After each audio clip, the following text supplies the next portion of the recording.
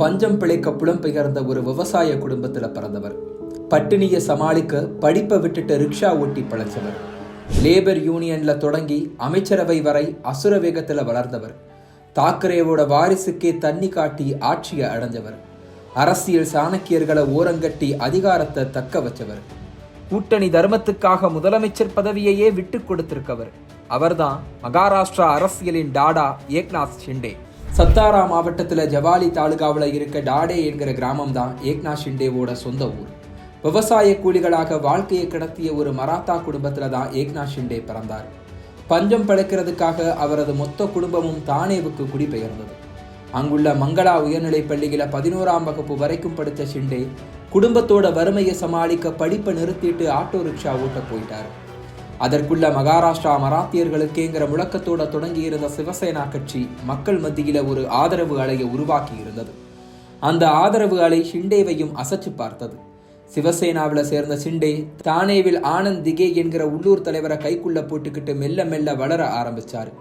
1997 தானே municipal corporation எலெக்ஷன்ல ஜெயிச்சு தனக்கான ஒரு இடத்தை உருவாக்க தொடங்கினார். ஆனா மேலே ஏறின வேகத்துல அவருக்கு அடிமேல அடி விழுந்தது. ஏரியில போட்டிங் போன ஷிண்டேவோட 2 குழந்தைகளும் தண்ணீர்ல மூழ்கி பரிதாபமா பலியானாங்க. அந்த அதிர்ச்சியில இருந்து வெளியில வர்றதுக்குள்ள தன்னோட அரசியல் ஆசானா இருந்த ஆனந்த் திகேவையும் பறிகொடுத்தாரு ஷிண்டே. திக்கு தசை தெரியாம தடுமாறி போயிருந்த ஷிண்டே வாழ்க்கையில ஒளியேற்றி வைக்கிற விதமா வந்தது அந்த வாய்ப்பு. 2004 தானே சட்டமன்ற தொகுதி வேட்பாளரா போட்டியிட சீட்டு கிடைச்சது. கிடைச்ச வாய்ப்பை இறுக்கமா பிடிச்சு முன்னேறிய ஷிண்டே அடுத்த ஆண்டே தானே மாவட்ட சிவசேனா தலைவரா நியமிக்கப்பட்டார். அதற்கு அடுத்த ஆண்டே சிவசேனா கட்சிக்குள்ள ஒரு மிகப்பெரிய பூகம்பம் வெடிச்சது. பால் தாக்கரே தன்னோட மகன் உத்தவ அரசியல் வாரிசா உள்ள கொண்டுட்டு வர அது வரைக்கும் களத்துல இறங்கி வேலை பார்த்த ராஜ் தாக்கரே உங்க கட்சியே வேண்டான்னு வெளியில போய் மகாராஷ்டிரா நவநிர்மாண் சேனாவை தொடங்கினார். பங்காளி சண்டையால சிவசேனா துண்டாகி போனது ஏக்நாத் ஷிண்டேவுக்கு உதவுச்சு. கட்சிக்குள்ள மெல்ல மெல்ல ஏக்நாத் ஷிண்டேவோட ஆதிக்கம் அதிகரிக்க தொடங்குச்சு.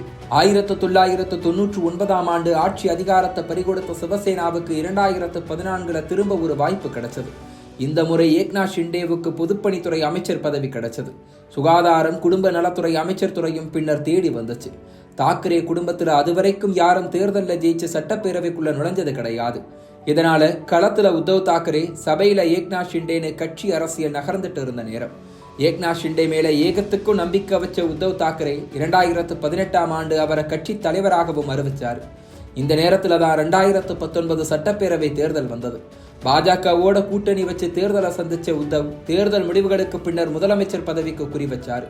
இதனால பாஜக கோபத்தோட உச்சிக்கே போக கூட்டணியை முறிச்சுக்கிட்டு காங்கிரஸ் தேசியவாத காங்கிரஸ் கூட்டணி பக்கம் சாய்ந்தாரு உத்தவ் தாக்கரே. இந்துத்துவ சிந்தனைகளை கொண்ட சிவசேனா காங்கிரஸ் தேசியவாத காங்கிரஸ் பக்கம் சாய்ந்ததை அரசியல் பார்வையாளர்களாலேயே நம்ப முடியல. கட்சிக்காரங்க மட்டும் இதை ஏத்துக்குவாங்களா என்ன? கொஞ்சம் கொஞ்சமா கட்சிக்குள்ள பொறுமல் அதிகரிச்சுக்கிட்டே இருந்தது. கூட்டணி மாறின உத்தவுக்கு காங்கிரசும் தேசியவாத காங்கிரசும் முதலமைச்சர் பதவியை விட்டு கொடுத்தாங்க. ஆனா நிதித்துறை, உள்துறை, ஊரக மேம்பாடுன்னு முக்கியமான துறைகள் எல்லாம் தேசியவாத காங்கிரஸ் கைப்பற்றுச்சு.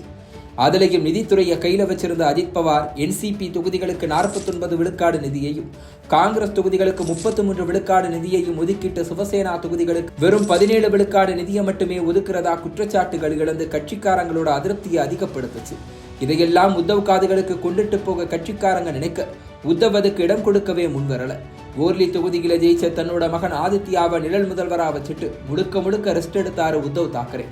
ஆனா ஆதித்யா கட்சிக்குள்ள நடக்கிற கழக குரல்களுக்கு காது கொடுக்காம கட்சிக்காரங்களையே டார்கெட் பண்ற வேலைகள்ல இறங்கினாரு. இன்னொரு பக்கம் அனுமன் செலிசா பாடின நவனித் ராணா தம்பதியை கைது செய்தது, மசூதிகளில் ஒளிபெருக்கி வைக்க அனுமதி கொடுத்தது, மதரசாக்களை நவீனப்படுத்த 1,80,00,000 நிதி ஒதுக்கினது, கொரோனா நேரத்தில் சாதுக்கள் 2 பேர் அடிச்சு கொல்லப்பட்டதற்கு போதிய நடவடிக்கை எடுக்காதது எல்லாம் சேர்ந்து ஏக்நாத் ஷிண்டே மாதிரியான இந்துத்துவ தலைவர்களை அதிருப்தியோட எல்லைக்கு அழைச்சிட்டு போனது. ஏற்கனவே மத்தியில ஆளும் பாஜகவும் மாநிலத்துல எதிர்க்கட்சி தலைவராக இருந்த தேவேந்திர பட்னாவிஸும் அமைச்சர் ஏக்நாத் ஷிண்டேவோட அதிருப்தியை கவனிச்சுக்கிட்டே வந்து சரியான நேரத்துல வளைய வீசினாங்க. அவரும் 2022 ஜூன் 20ஆம் தேதி அன்னைக்கு எம்எல்ஏக்களுக்கு ஒரு டின்னர் பார்ட்டி கொடுக்கிறதா சொல்லி 1 டஜன் சிவசேனா எம்எல்ஏக்களை சொகுசு கார்களில் ஏற்றிக்கிட்டு மகாராஷ்டிராவை விட்டே தப்பிச்சு ஓடினார். போதாக்குறைக்கு இதை கேள்விப்பட்ட இன்னும் சில எம்எல்ஏக்களும் ஷிண்டே பக்கம் தாவ என்ன நடக்குதுன்னு உத்தவ் தாக்கரே சுதாரிக்கிறதுக்குள்ள குதிரை பேரத்தால் அவரோட ஆட்சியை கவிழ்ந்தடிச்சு. ஏக்நாத் ஷிண்டே தன்னோட விருப்பப்படி பாஜகவோட கூட்டணி வச்சு முதலமைச்சர் சீட்டை பிடிச்சாரு. கட்சியும் சின்னமும் தனக்குத்தான் சொந்தம்னு தேர்தல் ஆணையத்துல முறையிட்டு ஜெயிச்சாரு. ஆட்சி கட்சி சின்னம்னு அடுத்தடுத்து பறிகொடுத்த உத்தவ் பால் தாக்கரேவின் வாரிசு நான் தான் உரக்க கத்தினார். ஷிண்டே அதுக்கும் ஒரு பதிலடி கொடுத்தார். பால் தாக்கரே ரத்தத்துக்கு உத்தவ் சொந்தமா இருக்கலாம், ஆனா பால் தாக்கரேவோட கொள்கைகள் தான் தனக்குள்ள ரத்தமா ஓடுதுன்னு உணர்ச்சி பொங்க பேசி செக் வச்சாரு. கட்சி பறிபோனா எதிர்காலமே கிடைக்காதுன்னு புரிஞ்சுக்கிட்ட ஏக்நாத் ஷிண்டே தனக்கான இமேஜை வளர்த்தெடுக்க பியர் பைசப்ஸ், கர்லி டேல்ஸ் மாதிரியான யூடியூபர்ஸ் கிட்ட சரணடைஞ்சு தன்னைத்தானே விளம்பரம் பண்ணிக்கிட்டார். இதனோட விளைவால மக்களவை தேர்தலில் 7 தொகுதிகள் கிடைச்சது. இதே வேகத்துல சட்டப்பேரவை தேர்தலில் ஜெயிக்கிறதுக்காக பெண்களுக்கு லடுக்கி பாகின் திட்டம், இளைஞர்களுக்கு லடுக்கா பாகு திட்டம், 3,97,000 கோடி மதிப்புல 30க்கும் மேற்பட்ட உட்கட்டமைப்பு திட்டங்கள், விவசாயிகளுக்கு வழங்கப்பட்ட 6.5 லட்சம் கோடி கடன் தள்ளுபடின்னு பல திட்டங்களை அறிவிச்சு மராட்டிய மக்கள் மத்தியில தனக்கான ஒரு இடத்தை உருவாக்க முயற்சி செய்திருக்கார். அதுல வெற்றியும் கண்டிருக்கார். நடந்து முடிந்த சட்டப்பேரவை தேர்தலில் 57 இடங்கள்ல ஜெயிச்சு உண்மையான சிவசேனா யாருன்னு சத்தமே இல்லாம உறக்க சொல்லி இருக்காரு ஷிண்டே. ஆனா கூட்டணி கட்சியான பாஜக 132 தொகுதிகளில் ஜெயிச்சது ஷிண்டேவையே அதிருப்தியாக்கி இருக்கு. தேர்தலில் ஜெயிச்சா மீண்டும் முதலமைச்சர் தான் கவலை இல்லாம இருந்தாரு ஷிண்டே. ஆனா பாஜகவோட இந்த பவர் பேக் பர்ஃபார்மன்ஸால அவரோட பதவிக்கே வேட்டு வச்சிருக்கு. தேர்தல் முடிவுகள் வெளியான நிமிடத்துல இருந்து அடுத்த முதல்வர் தேவேந்திர பட்னாவிஸ் என்கிற முழக்கம் பாஜக அணியில இருந்து எதிரொலிக்குது. அதே நேரம் மகாயுதி வெற்றிக்கு ஷிண்டேவின் திட்டங்கள் தான் காரணம், அவர்தான் முதலமைச்சர் என சிவசேனா தொண்டர்களும் மல்லுக்கட்ட தொடங்கி இருக்காங்க.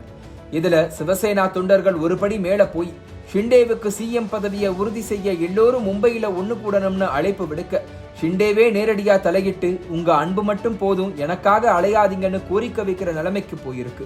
மற்றொரு கூட்டணி கட்சியான அஜித் பவார் தேசியவாத காங்கிரஸ் பாஜக கை காட்டும் நபர் முதலமைச்சராக ஆதரவு கொடுத்துட்டதால நிராயுத பாணியா நின்ன ஷிண்டே சிஎம் பதவியே வேண்டாம்னு இப்போ ராஜினாமா செய்து ரேச விட்டே ஒதுங்கி இருக்காரு. என்னதான் எலெக்ஷன்ல ஜெயிச்சு சிவசேனாவை கைப்பற்றிட்டாலும் சிஎம் சீட்டு கைவிட்டு போனதுல ஷிண்டேவுக்கு வருத்தம் தான். அதே நேரம் என்னதான் சிவசேனா கைய விட்டு போனாலும் ஷிண்டே ஜெயிச்சாலும் பட்னாவிஸுக்கு கீழே தாங்கிற தன்னோட ஆர்வம் படிச்சது மூலமா உத்தவுக்கும் ஒரு ஆறுதல் கிடைச்சிருக்கும்.